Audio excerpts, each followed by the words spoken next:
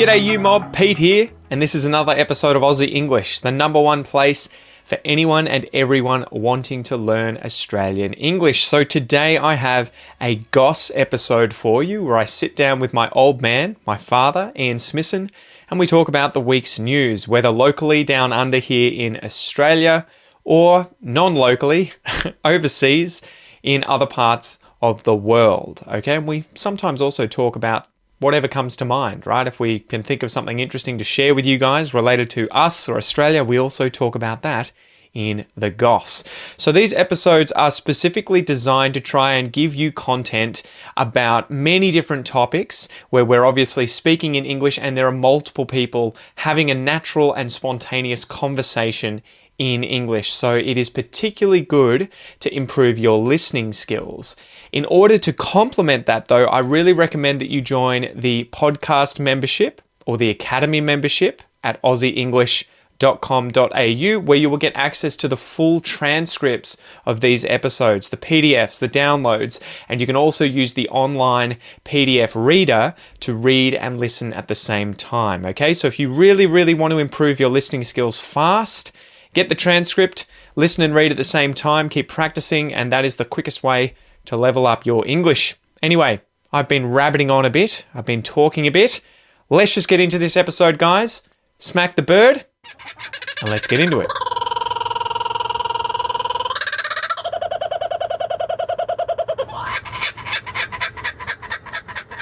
G'day you mob, welcome to this episode of the Goss. Dad, what's the Goss? It's all right, just get myself settled here.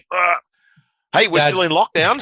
Well, semi-lockdown, but as you can see, I'm not out in the wilderness. He's in the bush. The previous episodes, that's just a photograph as zoom. And if I move side to side, hang on, I've got an empty glass here, but if I put this up, you get these sort of weird, I just disappear into the, so it's not legitimate background. But if only. Yeah, good to be online, Pete. I know. We should have organised this sooner. Yeah, well, we kept thinking that this is only going to last a few days, so we'll be able to get together again, and it didn't. Exactly. So, what's today's episode, Dad? You did You're going to do the previously. old dinner party guest. Who would you like to have for dinner, and why? Yeah, so mine is Bennelong. Oh, cool. Yeah, that's a follow-up. We did Arthur Phillip last time, so exactly. You're doing the Indigenous. Well, and it's not a piecemeal kind of thing. Like I was thinking, should I do an Indigenous person? People will think I'm just sort of like, throwing them a bone and trying to be inclusive or whatever. And it's like, no, I thought of Bennelong because so effectively he was one of the first Indigenous people to learn English, the first Indigenous people in Australia to learn English. Yeah. I think the story, and correct me if I go wrong, but Arthur Phillip and everyone colonized in about whatever it was, 1788. 1788. Yeah, they went to Sydney Cove and Port Jackson. And effectively, these guys were the Iroa clan or part of the Iroa clan, and they're the Indigenous people who first came in contact with the first colonists. And to bridge this gap, I think it was King George III at the time back in Britain had told Arthur Phillip not to show any sorts of violence or anything towards Indigenous people because it was incredibly important to develop a relationship because they knew that it was going to be very difficult for them to organize a colony there and survive and have enough food. The last thing they wanted was, hostile, thousands of hostile people coming in and trying to kill everyone.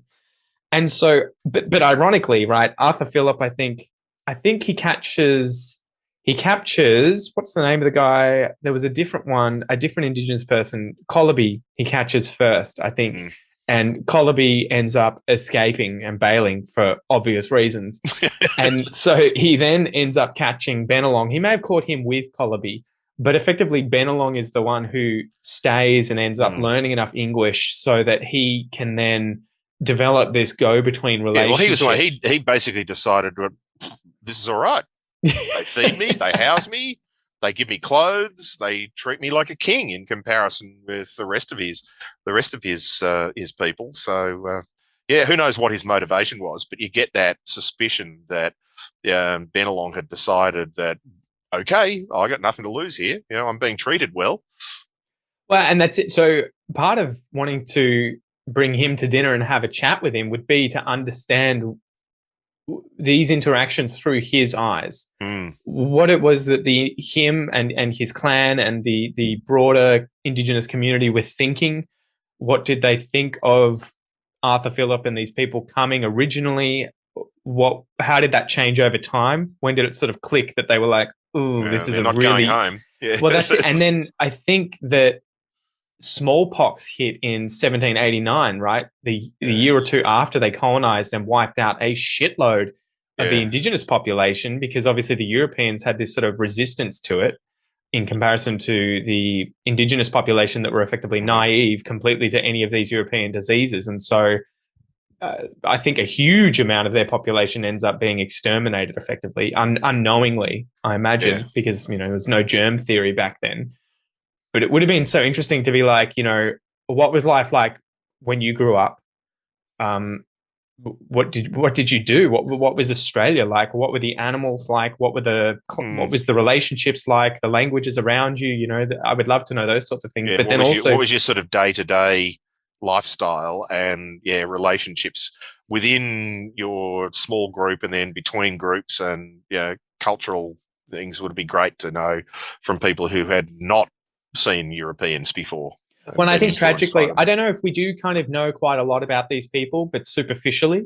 So we know quite a lot about the Aroa because the colonists got there first and started interacting with them, but it's from the European side. We don't know anything from the Indigenous side. And then within a few short years or decades, the Aroa are pretty much gone, right? All of those Indigenous people are either pushed out and separated into other areas, or they've been they've lost their language, they've lost their culture because they've effectively become ghettoized or just died. But Bennelong's interesting because he and what was the name of the other guy? His friend Yamarawane are the first Indigenous people to go back to England, and they travelled with Arthur Phillip on the Atlantic back to England in 1792. So 4 years after having been kidnapped, effectively, I think they were like handcuffed or tied up somewhere for weeks, being fed and taken care of, and then taught English. Only 4 years later, he ends up on a boat, on this huge vessel that they would have been like, what the actual fuck? Exactly. Why is this thing in the water? And then suddenly he finds himself on that thing for months, heading to the other side of the planet for the first time for any Indigenous Australian, I would imagine, unless some of them were kidnapped by other Europeans or other groups previously and it was never documented. But so he ends up going back to England for almost 3 years with Yamarawane and potentially meeting the king. I think they don't know for sure if he actually met. I would imagine he would have. That was the sort of superficial story that has been passed down, is that he even met the king, but I think that is probably apocryphal. I think it's a nice story to have. It may have happened, but I have not seen any documentary evidence that it did. I think part of the reason they believe that is because once they arrived, he suddenly got all this really expensive clothing that is the kind of clothing you would have given someone if they were about to go to something very, very special, but that they don't have any firsthand evidence of whether or not he actually met the king, though it is a cool story. Tragically, whilst they're there, Yamarawane ends up being the first Indigenous person to die in Great Britain from a chest infection. And it is funny, I think Bennelong's health deteriorated whilst he was there too, probably because, England at the time, especially London, would have been a shithole, right? Yes, it would have been, exactly right. The start of the industrial age, there would have been dead animals and feces in the streets, like lots of sick people, a lot of poverty, a lot of convicts on boats. Yes. So that would have been the other part that I would have loved to have spoken to him about, would be why on earth did you want to go back? Although I imagine from my point of view, it's kind of like the movie. What's the movie with Jodie Foster? Is it First Contact or something? Where she's willing to go to the other side of a black hole and see aliens effectively. Yeah. And so this is this sort of trope that comes up in sci-fi all the time, where you have a choice between leaving your home and effectively living with the aliens. Yeah, you're never going to get home again. But you get to see what's on the other side, and you get to kind of have that curiosity satiated at the price of not being able to tell anyone. Mm. And so I imagine it must have been like that for him, where he would have been taken aback by all of this technology, all of these weird clothes, guns, houses, all this stuff that he would have seen in Sydney, and that he would have been told and would have had this feeling of, this is just the tip of the iceberg. What the hell? You keep telling me about what's back home in England and what the rest of the world's like, but I have no real understanding of that. So I imagine that he would have been obviously a really interesting person, personality-wise, and must have been really curious and, I think it was What Contentious book. Yes. I think you get to sort of see what his personality was quite like. That he was a fair was risk taker, I would have thought. Yeah. Yeah, so that would have been amazing. There are a few TV shows, I think, where they've kind of done this sort of thing, where they've taken Indigenous people from, I think it was Papua New Guinea, and they've taken them out of the bush effectively and brought them to the UK, right, and had them live with, upper class families and stuff, and then just film what happens. Of sort of like, what do you guys make of this? Yeah. And so I imagine it would have been like that, but even further, it just would have been insane. But yeah, what do you think? Yeah, I agree with you. I think it'd be a really interesting conversation to have with about that and you've mentioned it both from just an understanding of, so we could get an understanding of what life was like for the Indigenous people around that first colonisation, event. What their life was like before it, what they were thinking when it happened, and then what life was like during and after that. But then also that going back to England and that what the fuck were you thinking? It's just like, really? Yeah. But yeah, I think it's right. It's that risk taking thing. It's just, I had nothing to lose. They've treated me all right for 3.5 years or 4 years. I might as well. Why not jump on this ship? I'm sure he'd been on the ship before anyway, on a ship before. But it'd be a really interesting sort of window into a part of our history that we just don't have. Because you're right, and even what is recorded of Bennelong telling people, you never know. He's clearly social. He's the center of attention. You don't know if he's bullshitting. Ear of the governor. Yeah. He could be just spilling yarns the whole time about him, his life, and everybody else. He could be telling the truth, but you're never going to know which side of the fence it falls on. But yeah, it would be interesting. An interesting dinner party guest. Would have been an interesting party guest to put in with Arthur Phillip as well. Exactly, and that's what I was thinking too. The two of them unpack their lives. Because I think, I don't know if it was the capture of Bennelong, but Arthur Phillip ends up getting speared when he goes. It wasn't that event, but it was another one. Yeah. Yeah, because does he go to try and reunite with Bennelong at a bay within? Yeah, I can't remember Port Jackson, and there's a corroboree or something happening, and one of the Indigenous people that he had captured had run off. It may be Coolabee. It may have been him.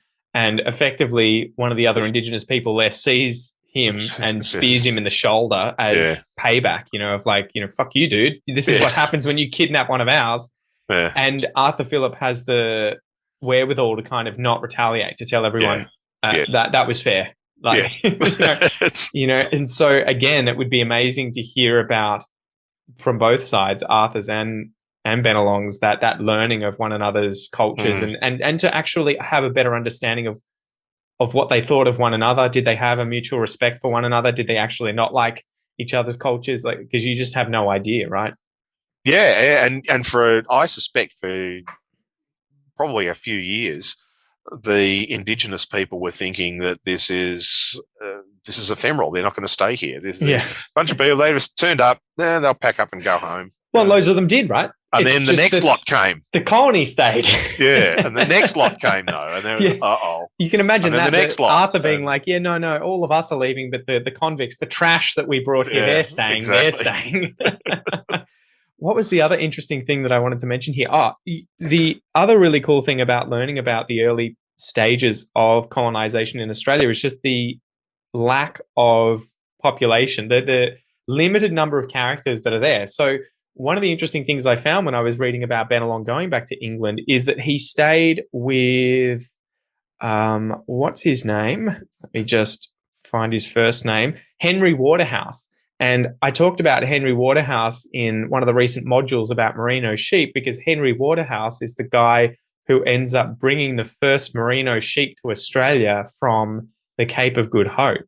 And he is effectively the person who began the modern day Australian wool and meat industry. Yeah. Well, the wool industry with merinos, yeah. Yeah, and so Bennelong stayed with him in England because he went back, Yeah. So it is just funny how you see they all knew one another and had connections. Oh, of course they did. Yeah. Because realistically, Bennelong was not going to be out there, being elbows and drinking rum with the convicts. He was at the dinner table with the governor and whoever the governor has, and there's only a couple of dozen senior military people and wealthy, certainly past the First Fleet, wealthy settlers who would come out that would have been sitting around the governor's table. So he would have been treated like one of the aristocracy. That would have been really interesting to unpick too, right? The racial tensions as well as class differences that existed, because I'm sure that the upper class aristocracy saw themselves as better than the Indigenous people, but they also saw them, or at least, more sophisticated, more educated, more knowing. But they also would have had the same view of the convicts, right? Of these people are filth. They're exactly. effectively criminal trash. But then the convicts would have seen Indigenous people who they probably saw as below them, with the governor. Yeah, having dinner at the governor's table. Yeah. And then it would be like, what were the day-to-day interactions like? Did you have, because again, it's easy to paint people historically as just, all the Europeans were racist pieces of trash. All the convicts were criminal pieces of trash. All the Indigenous people hated the invaders. But I'm sure that it was so much more complicated than that. And it would have been just grey, right? You would have had Indigenous people who were good and bad. You would have had convicts who were good and bad. And the same with some of the upper class aristocracy there as well. And so it would be really interesting to see, how did you navigate that? How did you just insert yourself into effectively European life in the colony? And then what was it like kind of getting to know your place? Because it would be just as foreign for me to get out there and live with an Indigenous clan or group of people and have to work out how a life works in that. And who would have had an easier job, right? Because it is funny that we do have stories of people like Buckley going away and living with Indigenous people for 3 decades, 3.5 decades. And you're kind of like, he would be another one to have dinner with. Yes. And then be like, well, what the hell was it like? Was it easy? Was it hard? Was it stressful? Did you come up against moral and ethical issues? Or did you just navigate it smooth sailing? So, yeah. Cool. Good one. Awesome. Anyway, thanks, guys. And we will see you next time. See ya. Peace. Alrighty, you mob. Thank you so much for listening to or watching this episode of The Goss.